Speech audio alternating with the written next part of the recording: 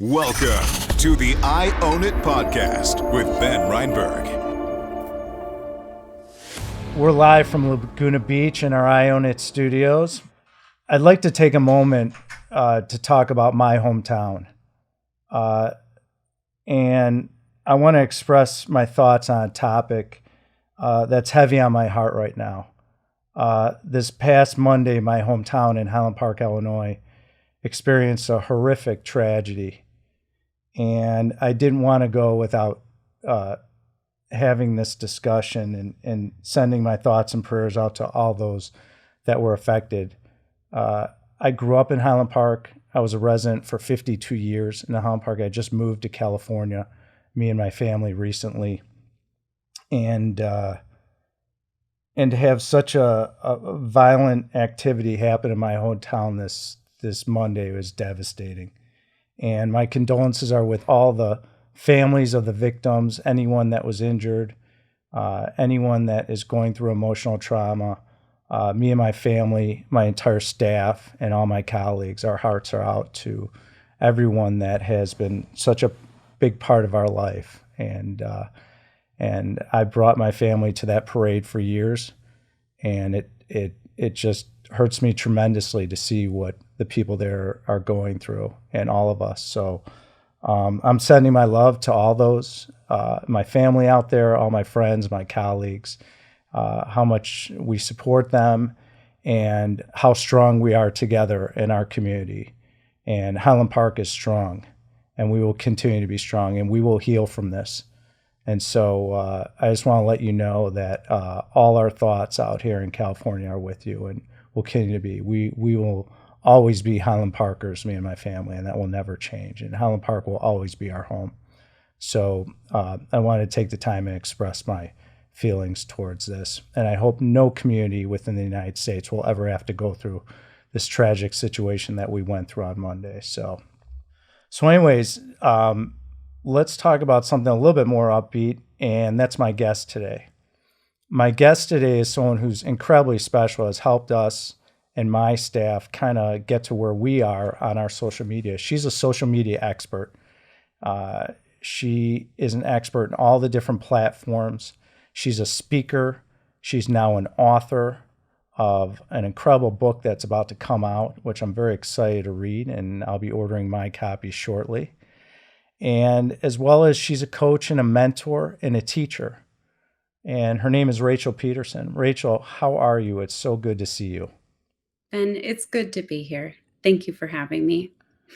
So, when I look back, it's such an interesting story that I think is so important you share because, you went through some tough times. Mm-hmm. And, what did it mean with the overwhelming response when you showed the postpartum belly? And give everyone a little taste of what was the background behind it? Why'd you do it? And was that the event that really became viral that said, wow, this is something I know how to do and I could start learning and teaching this? Those are really good questions. The backstory behind it is interesting because for years, I didn't share it. I didn't wear, a two-piece swimsuit. I didn't wear crop tops. I would never show my stomach. I did everything I could to hide it. And part of the reason for that was because I was still trying to decide, what am I going to do with this? What comes next? Am I going to get a tummy tuck? Am I going to get a mommy makeover? And those are many of the options that are, presented. I actually went to a plastic surgeon and I was quoted either $20,000 or $30,000 for a mommy makeover, which as a single mom, I didn't have. But I remember the day that I delivered Dakota. And a few days later, I went home. I'm 21 years old. And I went downstairs, and my mom and actually my assistant's mom, Kellyanne's mom, they were downstairs, and I raised my shirt and I said, can you guys just look at this and tell me? I've never seen anything like this. Is this going to go back? And they were actually kind of surprised too, because most people haven't seen what a postpartum belly can look like. Most people hide it, right? Which is society's expectation. And just a few months later, I found out I was going to be a single mom. And that was kind of terrifying because I was like, wait a minute, I have to start dating someone and hope that they're okay with the fact that I am very obviously a flawed human. And at least that's how my mind was working back then. Um, and then for years, I was like, I'm going to get a mommy makeover. I'm going to get a mommy makeover. I'm going to save up. And then it was about, I want to say 3 or 4 years ago, maybe just even 3 years ago, that, my husband, Paul, he's incredible. And he's always been like, you don't have to change anything. If you didn't color your hair, didn't wear makeup, didn't dress cute, I would still think you're the coolest person ever and the most beautiful woman. And I was like, okay. And it started to kind of seep in to my brain. I was like, okay, he's saying it and he really means it. Like, this is pretty cool. I'm going to choose to believe him. And then 3 years ago, I got to this place where I was so confident that I was like, okay. And by the way, his love made that safe place for me to be okay with my body, my stomach, my flaws. It was a wonderful and beautiful thing. But I made the decision, I don't have to get this fixed anymore. And so me sharing it on social media was huge because it was me saying, this is here to stay. This is it. This is what we're working with. Which is wild because that happened right as I got to the place where I probably could afford a mommy makeover. So for me, it was kind of more of a statement to like my younger self and to any moms who are going through a similar situation where you've never seen a stomach like that before, because it is very jarring when it first happens. You're like, wait, what does this mean for me? How do I fix this? Is there a cream or something? Like who's holding out all the secrets?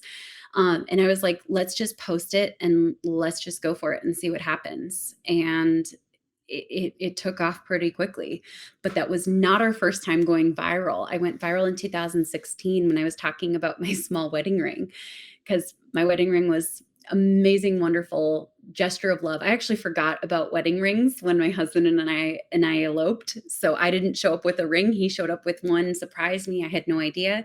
And we got all these comments from friends and family like, when are you going to upgrade? You need to upgrade so people know you're successful. And I was like, I just don't really want to upgrade. I mean, that might be a priority to you. It's just not a priority to me. So I made a post about it and it took off. It reached 11.3 million people, had 400,000 plus reactions, 60,000, 50,000 shares. And then like Sealy sent us a free mattress. So our first time going viral, it took off very, very quickly. And I had a feeling this was the kind of thing as well, where you have a strong conviction, you feel the desire, you're ready to share it. That's key. And other people felt similar or, seen through it. So what was the turning point on TikTok that allowed you to say, hey, I could teach this? The turning point on TikTok, it was right around when I had about 27,000 followers on TikTok. I usually wait until I'm doing decently well at something before I'll teach it. I didn't want to teach it while it was hypothetical or while I was still figuring it out, because 4 years ago when I got on TikTok, there wasn't the business blueprint for TikTok. Like, people were teaching how to go viral for viral's sake, but not how to build a business. And so it was actually when I went to War Room, hosted by Roland and Ryan and Perry and all these great people, and I spoke on TikTok there. That was the very first time I ever made a TikTok that was designed to generate leads for the business. And that's when I realized, okay, I think we're onto something here. So on stage, I recorded like a little TikTok that generated leads for a webinar. And then once the first conversion came through, I was like, oh, this is legit. This is a real platform with real people that I can serve and support and help. And that was the turning point for me. That I think that was October 2000, maybe 18 or 19, maybe 19. How's TikTok affecting businesses and the revenue from your viewpoint? Ooh, TikTok is huge for revenue, for traffic, leads, opportunities. One of the wild things is most of us are so used to the low reach of other platforms that when we post on TikTok consistently, it can sometimes surprise us. Like, you can have, and not every video goes viral, but you can have, a couple hundred followers, post one video, and all of a sudden generate several thousand leads from it. So it is incredibly powerful because there's not necessarily a cap on your content. Like TikTok pushes good content out to a bigger audience. They want people to see content that resonates. We've generated over 50,000 leads organically from TikTok, over $500,000. That does not include any of my teaching of TikTok. That's other clients and opportunities. There's huge opportunity for sponsorships because brands are big into sponsoring creators on TikTok specifically, which is very interesting. But also, you have the ability to reach unlimited people just by creating quick pieces of content that you can create faster than almost anything else on any other platform. Is there enough diversity for these brands to say, hey, we can reach this type of niche? Is there enough viewership going on TikTok that they feel that it's worth a return on their investment? Really good question. So there are nearly 1 billion monthly active users on TikTok, and that's excluding China. China has its own app called Douyin. Nearly 1 billion. And the latest estimates are over 60% of TikTok users are over the age of 20. So it's a huge platform. But the only thing that's missing is many of the businesses. Business owners feel resistance about being on this platform because it still feels unknown. And so what's wild is there's all of these people who want to watch videos and learn and be entertained. However, there is very little competition on TikTok in many industries. Marketing is not one of those industries, but every other industry, there's so much room for growth. We posted one video just a couple nights ago, or rather, I guess this has been a wild couple weeks, a couple of weeks ago. And within a week, it reached 1 million views. And that's not just because of my followers. It was mostly non-followers. So there is tons of room for viewership. But even just 100 people who need your message could be there on TikTok waiting for you to show up and share your voice. You've been through a tremendous amount of challenges in your life and that you've overcome, and you're really an inspiration to men and women around the country. Tell everyone, what was the most challenging and difficult part of your life, if you're willing to share it with everyone? I will share the second most challenging experience in my life because there are a couple chapters in my life I'm not ready to talk about yet. And those were the worst and the hardest. And I have to figure out, like, how do we even start talking about those, or I don't know where to even start yet. But I have to say it was probably the winter. I was a single mom. I was on welfare and food stamps. I was renting one bedroom from my dad, who is also financially struggling after a really, really tough divorce. Both of my parents financially struggled after that divorce, even more so than before. And we actually had the heat turned off in a Minnesota winter.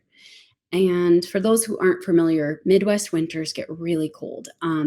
It was probably, I want to say, negative 15 or 30 with a wind chill of negative 50 that winter, and our heat got turned off. And so it was just one of those seasons where I was just sitting there thinking, like, this is not what I planned for my life.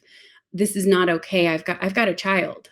I've got a baby who literally is relying on me to figure things out and be able to provide for her. And that was really, really overwhelming, Ben. I'm going to be honest. So we did the best we knew how. We opened up the oven since it was electric and let that kind of heat the kitchen and dining room area. One thing that was actually a saving grace in hindsight is my dad was and still is a big time prepper. So he had prepped a lot for Y2K, and it didn't come in handy for Y2K, but it came in handy in this season. So we had pallets of canned goods that were still legit. He had kerosene lamps and heaters, and we had a supply of kerosene, which was fantastic. It comes in handy once you need it. And MREs from a discount military supply shop store. So we literally lived on canned goods, MREs, and slept in these like sleeping bags from his prepper stash. I don't know. I don't know if I call it quite a bunker, probably more of a stash. And we made it, but that was one of those low moments. And I remember I was almost so cold, like tears wouldn't come down my face. It was more just like, never again. Never again will I be in this situation. So going through all this, I assume it helps Mhm, you create success, persistence, great work ethic, which you have, mhm. and your drive. Do you believe growing up and going through these challenges had a huge impact on your success today? It's wild because, and I'm sure you've thought about this quite a bit too. I think everyone does. There's part of me that thinks it shaped me into who I am today. And I believe there's some truth to that.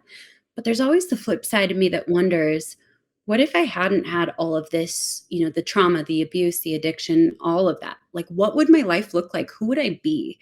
And the tough part is we don't really know. We don't know what would have happened if we hadn't grown up in that. I think some of it is nature, some of it is nurture. For example, growing up, my dad always taught me, like, you got to work hard. If you don't have the money, you better have the time. And so there were certain principles that were drilled into my head. You work hard, you do your best, you show up. Um, and everything that happened up until this point somehow shaped who I am.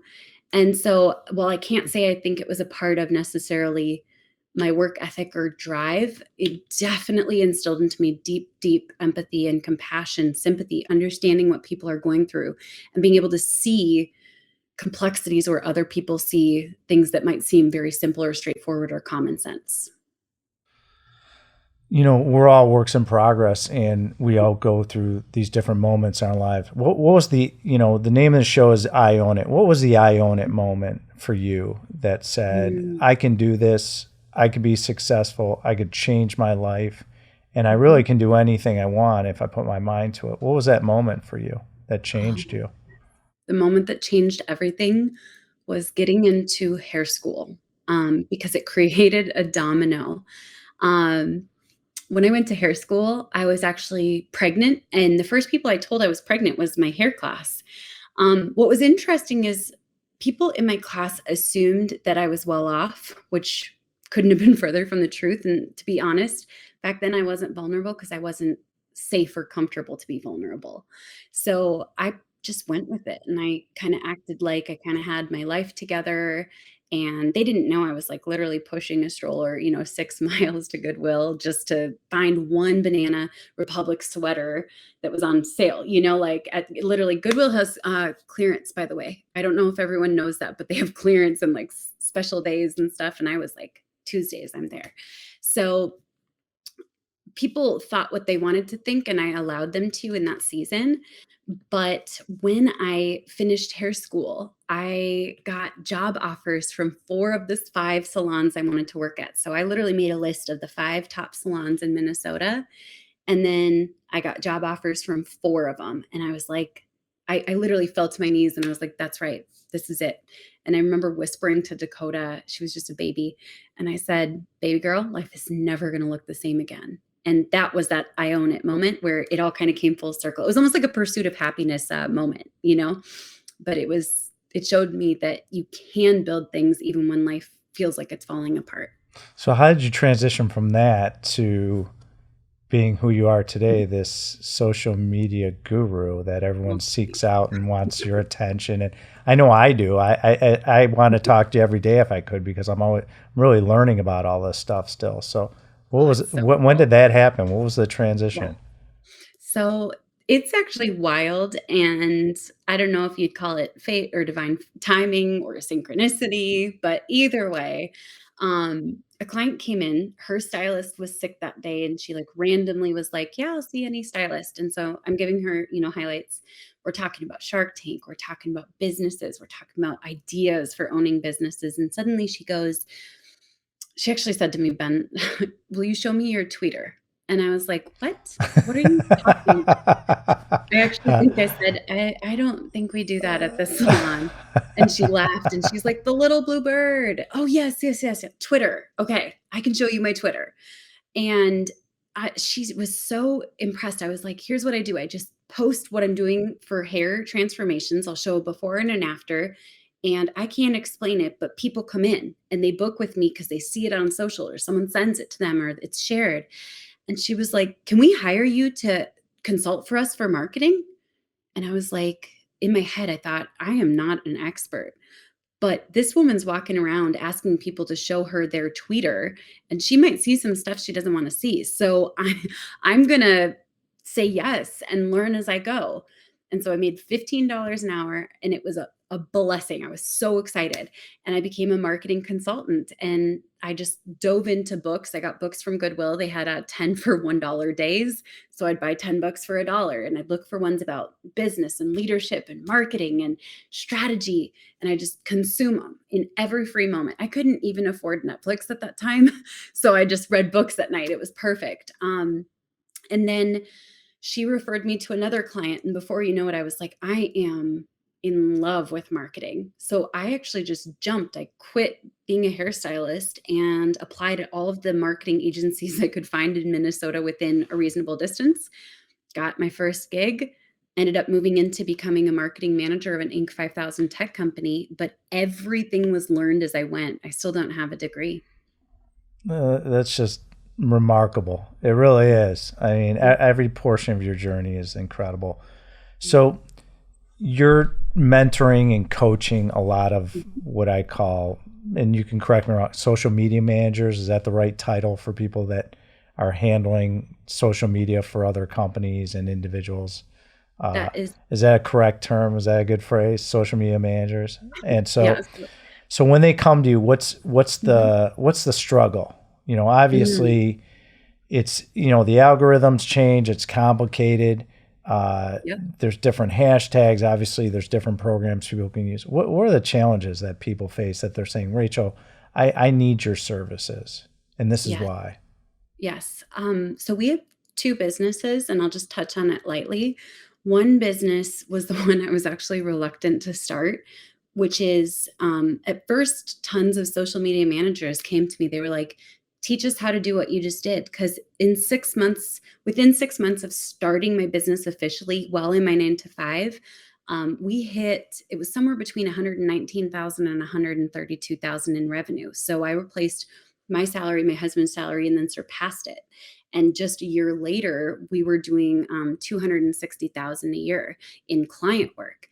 And so all these people were like, you've got to teach me, Rachel. And I was super reluctant to it. And it was actually Russell Brunson who said, why are you so reluctant about this? Like, people want this. And I said, because I don't want to call myself a coach. And he said, I have an idea. Don't call yourself a coach. Call yourself a mentor. And I was like, that actually makes sense to my brain. Let's do it. And since then, we've supported freelancers in all kinds of specialties, whether it's, funnel building or copywriting or Facebook ads strategists, PR, et cetera. So freelancers come to me for usually a couple different reasons. The number one reason they come to me is because they can't consistently get clients, or they're struggling to create the machine that basically feeds your business. The second major reason they come to me is because they're working way too much. They're exhausted. They're working 80 hours a week, building everyone else's businesses and not focusing on theirs. And that's really hard. It's a hamster wheel. It's those golden handcuffs, And then the third major reason that people come to me is because they're struggling and they can't figure out what needs to be worked on. Usually it's mindset. Sometimes it's strategies and tactics, but they can't necessarily just post on social because they're friends with all their clients on social media. So there's no safe place for them to say, hey guys, I'm really struggling with this client account and I need help. They don't know where their client is hanging out, even in Facebook groups. So it creates a safe space for them to grow and connect with other freelancers who are building 6 and even 7-figure businesses. On the other side, I do one-on-one consulting with 8 to 10-figure companies. So I still work as a freelancer, and we're currently building out a TikTok agency as well. So we still do exactly what I teach and mentor on. So we keep things sharp. What do you think is the best ad and marketing strategy for companies, individuals that you've seen with your experience on the different platforms? Ooh, this is going to be the cheesy answer first. That's okay. You can lay out however you want.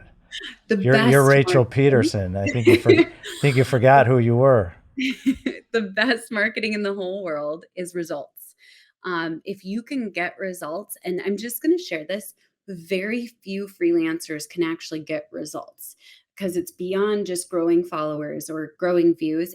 You have to be willing to look at the entire process all the way to leads and then sales, and then sometimes even go all the way to profit. That's really, really, really hard to do. So if you find someone who gets results, like raise what you pay them, because that's a unicorn.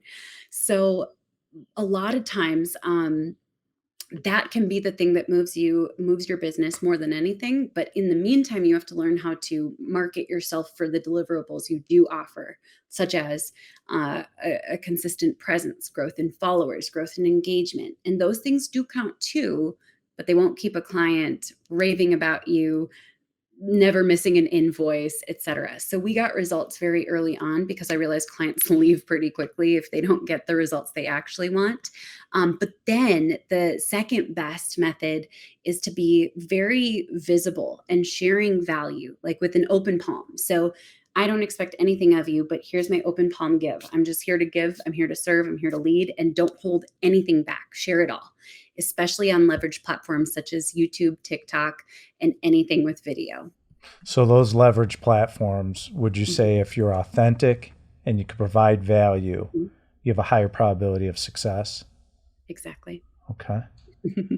What's so let's talk about that. You're Yeah. someone like me or just anyone out there that's listening.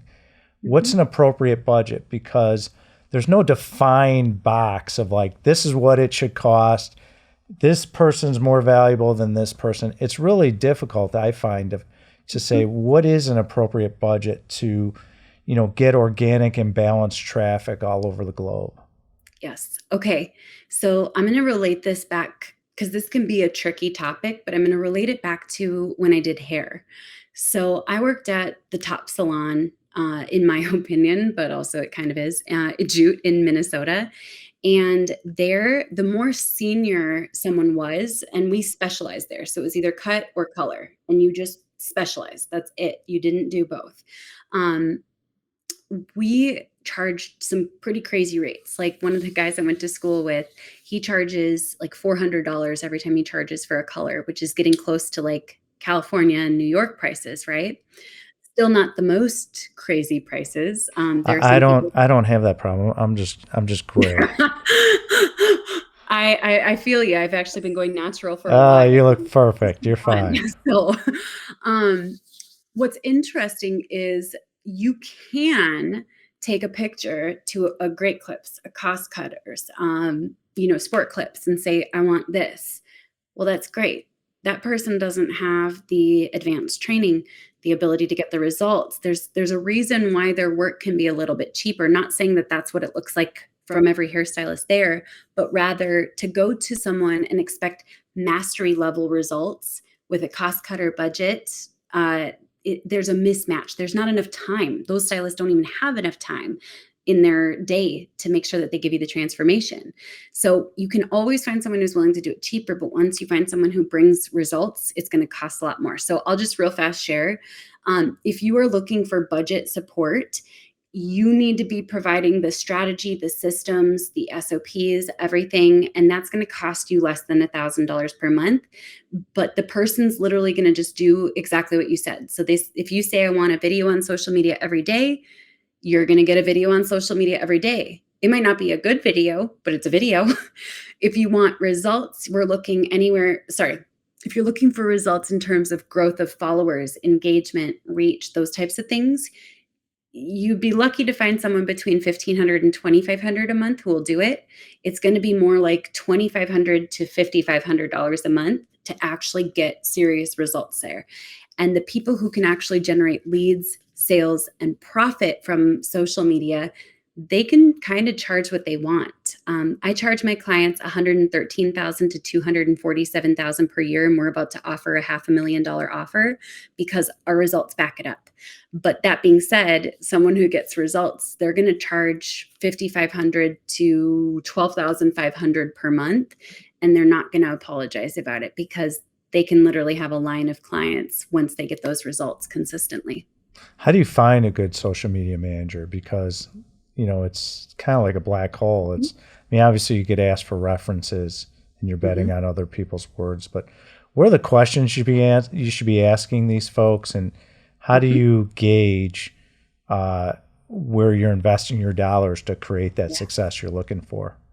That's a really good question. And this is going to sound funny, but your first indication of whether or not someone's going to be a good fit, and potentially, even I don't necessarily guarantee results. When I do, I literally have a cashback guarantee. I will literally pay you back the $113,000 you just paid me, or keep working for you until we get the results. So that caveat's in there. But most people can't guarantee results, and I don't even do that 100% of the time. So what's interesting is everything you need to know from two things. Number one, where you source the person from. So for example, yes, you can find someone in any Facebook group or Fiverr, but I have a matchmaking program that is free. So I don't charge anything for it. My team and I run it together, and we connect our students that we train with people who want support with that. I'm happy to share that if you guys are comfortable with that, because they've gotten some of the best training and they're more likely to be able to get results. Still not a guarantee because those are unicorns who get results. But the second indication is that the person, you have to watch and see how they run their discovery call. So instead of you asking questions, watch to see what questions they ask you. They should be asking questions like, what kind of results should we see over this year? What am I going to be measured on for success? What is your definition of success? Who do you see that's killing, it in your industry that you admire? What KPIs do you guys track regularly in your business? And then there should be some kind of reporting, either weekly or monthly, that touches on the KPIs that were agreed upon in the discovery call. So that's kind of what I look for. Okay. Mm-hmm. What's a good mix of content? Because, there's people have different brands. My brand is health, wealth, relationships. Mm-hmm. And how much a mix do you do before you start diluting your brand? Or can you even dilute your brand? Because when you're posting content and you got the right hashtags, good things can happen. How does that work? Can I share something that's a little bit inappropriate here? Because this is an open forum for Rachel Pederson. Okay. You share whatever you want. Beautiful. Thanks. So, it's very difficult to dilute your brand. There are two ways to dilute your brand too much. One would be if you're changing up the opportunity regularly. So even more than twice a year or even once a year, people start to say, I can't really keep track of what you're doing. So if one year you're a yoga leader, and the next year you're a tattoo artist, and the year after that you're a hairdresser, there are only so many changes before people go, I don't really know what I'm following you for, because this is what I followed you for, and I followed you through a few moves and changes. Now I don't even know. But the second thing as well is if you have two different passions that are completely different, and I'm going to pick two that intentionally don't go together. Former pastor's daughter here. Let's say, for example, you're a pastor by day and a stripper by night. Those two do not necessarily go well together. So if you are those, and by the way, no hate or judgment on either side of those, they just do not necessarily coexist very well. So if you're a pastor by day and a stripper by night, those might need two different platforms because that's going to have a very conflicting message. However, that being said, it's very, very, very difficult to dilute your brand. You do not have to niche down. How important are captions? I would assume that social media manager you hire that's a really key to their business, is how they position captions, what captions they write, and the timing of it. How important are they? Ooh, there's two kinds of captions, and they are both super important. Okay. So the first is everyone calls it captions, but it's technically like live closed captioning or closed captioning. And that allows people who are either, hard of hearing or can't hear the audio for whatever reason, or they get stimulated easily, or they're, breastfeeding their baby and it's like nap time. It allows them to still engage in your content and not feel shut out, like they have to just swipe because they can't listen to your words. Those are super important. When possible, add them every single time. The onus is technically on the platform to make sure that that's available. However, we can still always make sure that there are captions available. The actual caption area, so you get somewhere between, and it's different for each person, 150 and 500 characters to fit both your written copy, the caption, just like on Instagram, and your hashtags. Now, what's interesting is I like to keep my caption pretty short and concise most of the time. I like to use like a hook. So something that grabs attention, like a lead or a headline. Sometimes I like to add more context, share an inside joke, use very specific keywords for searchability. TikTok is becoming more and more searchable on Google, which is really exciting. And any of those can work as long as you have a strategy. If you just go like, I don't know what I'm doing, I mean, that's kind of a strategy too, but it's not necessarily going to pay off as well. There's a stat, I think it's 80+% of people that watch videos watch without sound. So those words on those videos are so critical. I assume that's when you pop a word, that's where the hook can come into play, especially if that stat's true. And that's the case. These words and the people writing them, I mean, that's tremendous impact on these posts. It's wild too, because not everybody got used to using them during the time when we were all at home, during the pandemic, during lockdowns, because people were suddenly at home watching videos with the sound up while working from home. But now that we're all suddenly back in offices or back on tons of Zoom meetings, we can't listen with sound up. So it is crucial that you add those in. And a few apps that can support with that are like Captions app, Threads app, or an external video editor is best. So you mentioned that people come to you because they're working 80 hours, they're grinding, they're exhausted, their health is probably depleted, and they show up at your door. And what do you tell them? Like, how do you balance your daily schedule? And like, when you're a successful social media manager, I'm sure there's gradations. You work as long as you want or as short, but what do you tell people to balance their lives and eliminate that stress that you're seeing in them? Good question. So I follow a process and framework called the Business by Design. It's Rachel Pederson's Business by Design, specifically created for freelancers. And it basically highlights what you want your business to look like. And it shifts everything because especially for freelancers who are at first just trying to get clients. They're like, I'm just trying to get clients. I just need anything to keep my lights on or get out of this 9 to 5. What happens is they end up in reactivity and they're always like just taking whatever's thrown at them, anything. And I kind of flip that on its head and share, you've got to decide and design when you work, how you work, why you work, how you communicate, where you communicate, when you communicate, what is an emergency. And I basically walk them through all of those steps. And actually, I just redid mine. I'm not going to pull it up right now, but I just redid mine last night on the plane ride home and realized like I want to start my days a little earlier and I want to end my days a little earlier so I have a little more buffer before kids' activities. The cool thing is, at first, when you're a freelancer, you're just like, I'll just take whatever. And my goal is to bring some order to everything, some design.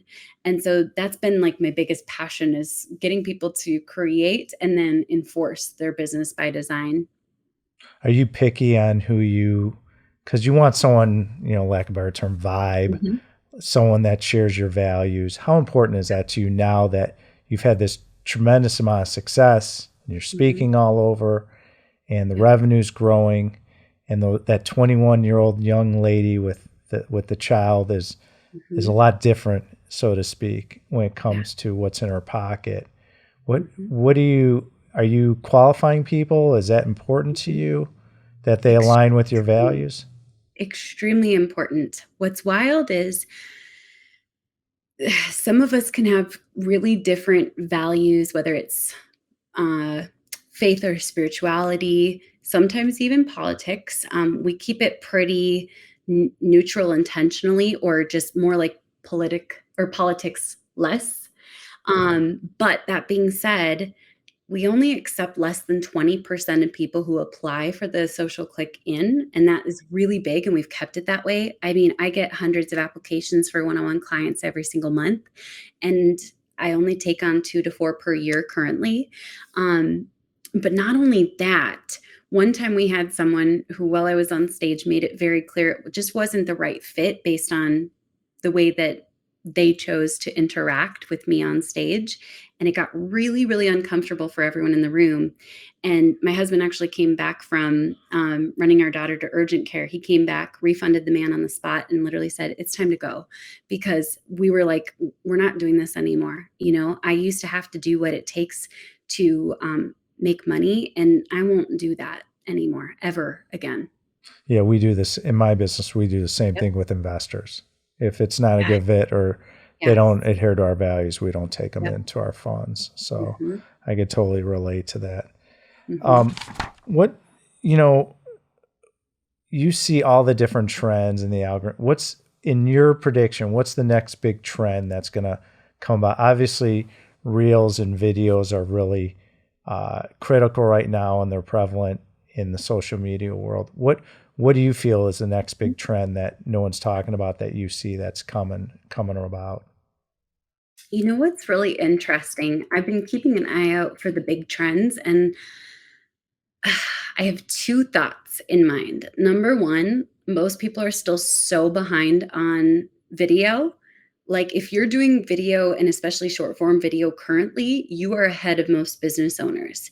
It's going to still take people 2, 3, 5 years. I've been studying adoption trends and patterns and what that looks like, the cycle of adoption.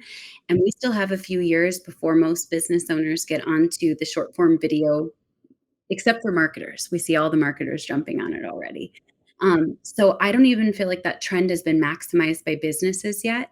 But the second thing that I'm really excited about is we're starting to see more candid looks at leaders, influencers, celebrities, behind the scenes, unedited, unfiltered, unphotoshopped footage. And that is starting to resonate more deeply with people. They want real. And I've been predicting this for a few years now, and I'm finally seeing it coming to fruition, and I'm really excited about it because I think it's really refreshing, and I know I needed it when I was younger. Do you think that business owners and individuals that want to shoot videos, Mhm. it can be challenging? I mean, it's time consuming. You're putting yourself out there. Mhm. Uh, you are a woman that really has gone through a lot, who probably has an incredible mind and mindset. Is there advice you give people, your clients, say, hey, this is what I went through. You share your stories to get over that fear of saying, hey, you could be in front of the camera, speak freely, do what you got to do. We'll edit it. What do you do to help people kind of get over those fears and challenges about shooting videos all the time? There's a few things that can be really helpful, and here's one. If you're sharing a story that feels particularly vulnerable, share it in a season of strength, or delay when you post it, so that you're not having a meltdown one day and then literally your investors are like, "What the heck? We just had a call today," and now they're melting down and having this experience. Delay it by a couple days, delay it by a couple weeks. Share it once you're ready. Don't share it while you're still feeling raw, because raw is not the same as vulnerability or authenticity. You have some time to process. You don't have to share it while you're going through it necessarily. But the second big thing is I'll show them how simple it can be. So I like to lead by example. And that helps a lot of people. I usually do this on stage too. I'll pull out my phone and show them, I'm going to record a TikTok in live time right here, right now, and you guys can just watch. And I record it and just show them it doesn't have to be perfect. It just needs to be done, and it needs to have your heart in it. And people react pretty well when they see, okay, she messed up that line and she still just kept going. So I like to lead by example in real time. I'm a visual person, so I love when you do that because Yeah. I just sit and watch. I'm like, oh, that's perfect. And then I can Mm-hmm. go do it. Yep. What do you think are the best platforms to generate revenue? I mean, obviously you're a TikTok Mm-hmm. aficionado, but what are they? What are the top ones you like that can generate Yep. revenue for people? I'll rank them in order. Every platform can crush it when you focus there. I just want to put that out there.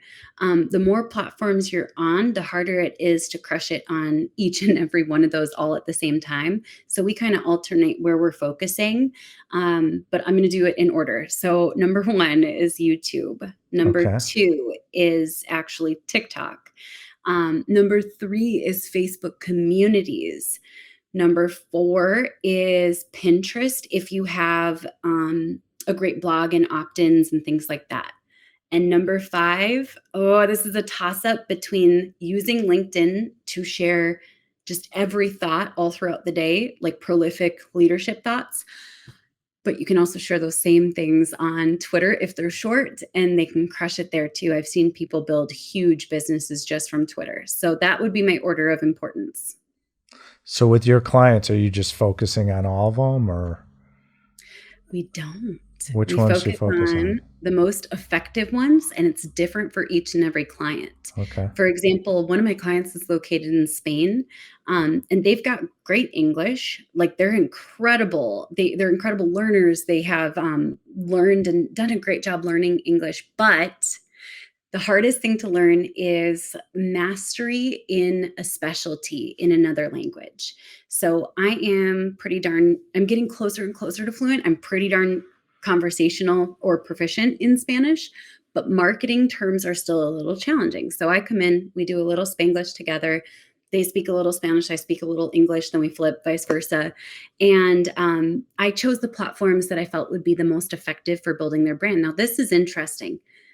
They have never gone viral, like mega viral for their platform. I've been working with them for maybe 6 months, 8 months. Never once gone viral. They don't have a huge following. You would never be like, oh, this is huge growth. However, their business, their customers have gone up by 243% in the US market since I started working with them. And we've had that trackable result on the back end. So they're thrilled. And I chose the platforms that I felt as a team we could all work together on best. So it's different for each and every client. It's completely custom. So let's talk about the new book because Mhm. I'm looking to pre-order it, and Thank you. I'll ask you where. We'll get into that, but let's talk about the book. It's called Unfiltered. What does unfiltered mean to you, and how did that title come about? So, oh man, I'll start with what unfiltered means to me. It's not 100%. That means you don't have to put a filter on everything, literally and figuratively. You don't have to bite your tongue. You don't have to put those things that alter your whole face on everything. Sometimes sharing like makeup free selfies or behind the scenes of like your messy office. I'm willing to not posture. I'm willing to not, act like I just woke up when really I secretly snuck into the bathroom, brushed my teeth, did my hair real fast, put on some basic makeup, and then pretended I just woke up. It's real life. That's really what it comes down to. It's the natural flow of things. Like normally I like when this is all, color coded and beautiful, and my 4-year-old keeps pushing all my books in and it's driving me crazy, but that's real life, and I didn't have time to make this all pretty before interviews. And that's a small sample of what unfiltered can look like.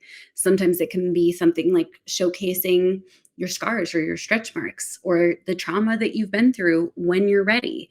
Being unfiltered means you're willing to have courage and show up and be willing to take on the societal norms. Is And that then, is that what you want people to get out of the book, or what do you want them to get out of this book? yeah, so the title, I'll talk about the title because it wraps in perfectly to what you just asked.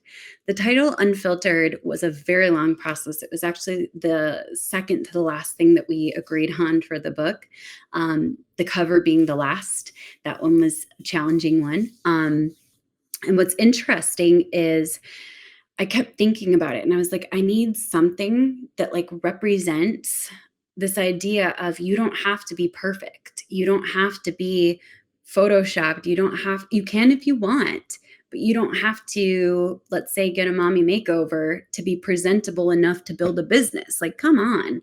And so I went to a mastermind. It was Category Kings with Rachel Pederson. And there I showcased my idea for the book cover, which had received some serious pushback from a few people in the process. And they were nervous, rightfully so. They were like, we're not sure if that's going to move books and if people are going to be comfortable with buying a book that has a picture of your stomach on the front. But in that room, Russell said, I'm a billion% sure that that's the book cover and that the title is Unfiltered. And I can't actually remember who came up with it, but I'll have to ask so I can give them some credit for that title because it's fantastic. What's the value that people are going to get out of reading it? So you can kind of plug this book. What's the value we should look for? The major value in Unfiltered is that I'm going to share with you exactly how to succeed by breaking all the rules that society has given you. Things like you have to hustle, you have to ignore your kids, you have to look the part, walk the part, talk the part, etc. You have to wear a blazer, hide your mess and forget the rest. The truth is my goal is that people build businesses that are sustainable, that help their life to be better versus building their life around the business that's demanding of their time, energy, and sanity, to be honest. So when did you come up with the idea? Like, hey, I got to write a book. I got some value to share. I want to share this with people. When did that come around? It was a few years ago. This has been a long process. It wasn't actually my idea. My husband, Paul, and I went to Albion with Russell Brunson and their extended family to go to like a haunted house town thing. And it was like really scary. But Russell looks at me on that trip and he goes, you need to write a book. And I was like, okay. And a lot of the book is about all the lessons I learned the hard way by not taking advice from all the people I admire and the fallout. So there's anecdotes, but then action steps. So it's not fluffy. It's very practical and actionable. But one of the big things that I made a decision to do was to start listening to my mentors that I trust. And he said, write a book. And I said, okay, how do I do it? He said, just write 500 words at a time every night until your birthday, and it'll be done by your birthday. And I was like, okay. So I just started writing every single night. And then the rest is kind of history. Where do you see from your experience the pitfalls that don't create success, where people struggle, and where are the solutions to that? There are so many pitfalls in building a business. And I think the biggest ones are ones that we don't think about immediately. Things like boundaries, sustainability, things like setting yourself up for success, having balance, making sure that your clients don't run your life, believe it or not, making sure that you like the business that you build so you don't get in there and suddenly one day wake up and be like, I hate all this. I want to burn it to the ground. And making little tweaks, finding the right mentors, finding the network that's going to support you. There's practical advice and steps on it because those pitfalls can leave you resentful towards your business, distant from friends and family, and at a place where you're like, what did I just build? I don't even like any of this. With all your growth and you're busy, you're traveling and speaking, you got the book coming out. How do you hit the reset button and kind of take a step back, from the grind, so to speak? What do you do to kind of pamper yourself? To reset, there's a few different things I do. So like we just finished an 8-week, very intentional sprint in our business. That was very, very, very, very intense. Probably the most intense sprint I've ever had in my business, including the startup days. And so immediately when the sprint ended, I literally brought my oldest daughter took a flight down to McAllen, Texas, where there's not as much to do. We sat in the hotel room, we ordered Uber Eats and room service, watched movies, talked, read books. It was wonderful. Got to spend some time with my family down there. I have family in McAllen. And that was a little bit of the reset, but I have 2 resets every single week. And that is evenings. We have several hours electronic free with family, no matter what, whether it's dinner and then a game, or we all go, scooters like the ones in San Diego. Sure. I love those. And so we bought some for our family and we go scooting almost every single night. And that's really, really, really fun. Or we go outside and go on a walk. But then also weekends, I don't do work unless we have a serious project and a massive deadline. What's a perfect day for you then? Perfect day for me. And then I do have a hard stop. So I just want to share that. That's okay. You're good. This has been amazing. Well, we got to get you to the end of this in the 3 questions. So go ahead and we'll wrap it up shortly. So the perfect day for me would be a day that follows my business by design. Wake up at 5, spend half an hour in spirituality, spend half an hour lifting weights, an hour walking on the treadmill while either reading books, watching trashy TV shows, just to be honest, or learning language with Duolingo. All 3 of those are viable options at any time. I spend 2 hours doing my business priorities first thing in the morning, and that's from 7 to 9, 9 to about 5. Work, whether it's calls, priorities, visibility, client work, etc. And I've got that all blocked out. But then from 5 to 6, an hour of cushion, quick clean up my desk area, go get dinner prepped if I feel like making dinner after a long day, and then connect with my husband, talk, go on a walk quick, something like that. Then we head to basically activities, and usually it's either soccer or a double header in softball, and that's intense, and we don't work during that time. And then we'll have a family dinner, watch a movie, and call it a night. All right. Well, we're going to wrap it up, and I'm going to give you 3 questions that we ask all our guests. Okay. So you can rapid fire however you want. Okay. 16-year-old Rachel Pederson, you're sitting on the couch in the I Own It studios with me, and you close your eyes. What would the current Rachel Pederson tell her 16-year-old self from all the lessons you've learned? It is going to look so different than what you imagined. Because when I was 16, my only goal was to get out of there and become a hot mom.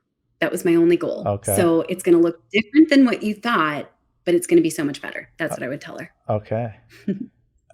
Your last day on earth. What is your last meal? If let's just say we're eating together and it's your last meal and you could have anything, you can go anywhere. What's your last meal? My whole family and I go to the Marina Room in San Diego, and we have white truffle risotto. Oh, I like that. Favorite food on the entire. What do you drink with that risotto? Let's see. I wouldn't do these 2 together, but I love eggnog. Oh, wow. Last day on earth, I'm drinking all the. I can't deal with eggnog. There's something about it. I just never loved it. So that's interesting. Okay. So in the studio behind me, you can see there's a grand piano, a drum set, and then to here we have 6 electric guitars. So you're in the studio with me, and you can bring in any musician or band. They could be deceased, living, you name it. Okay. Who's playing us a song? Oh, Dolly Parton. I love her so she's awesome. I love that. Yeah. Very cool. I really like country. Very cool. So what is the best way to, well, you're a social media manager, you might as well come out and say it. What's the best way to follow you that we can see you all over the place? Beautiful. My website is the best place. That's rachelpederson.com, all E's and a D. And there, all of my social media is linked, plus tons of free trainings to just support people. So that's probably the best place to start. I love that. I've never heard you say that. All E's and a D. I'm going to start saying that about you. She's all E's and a D. Well, that's so clever. So clever. Well, thank you so much. If you're interested and would like to follow the I Own It podcast, click the bottom right button. We'd love to have and share more content and special guests like Rachel as well. Feel free to go to benreinberg.com to follow me for great content and knowledge. And feel free to go to our company website, alliancecgc.com, for all your commercial real estate needs and knowledge, and to invest in medical properties throughout the United States. Rachel Pederson, what a breath of fresh air. It was so good to see you, and you look fantastic. And keep up the great work. And I'd love to hear when your book comes out, and what's the best way to pre-order that book? Let's let everyone know, because I need to know too. The best place to pre-order is either Amazon. It'll be coming out in September, which is really exciting, or Barnes & Noble online also carries it. Oh, fantastic. Well, Rachel, it was great seeing you. Oh, you're welcome. And I would love to have you in studio whenever you're out in Southern California in Laguna. Amazing. And we'd love to have you back on the show, especially because social media is changing so rapidly that we'd love to have you back on a frequent basis. You offer your wealth of knowledge and a lot of value, and I'm really grateful that I know you, and look forward to many more conversations and moments with you. So thank you. And thank you so much for having me. This has been an honor, and I hope people get what they need from this episode. So I really appreciate it. Thank you. All right. Thank you very much. Thank you for listening to the I Own It podcast with Ben Reinberg. To hear our past episodes and connect with Ben, visit benreinberg.com.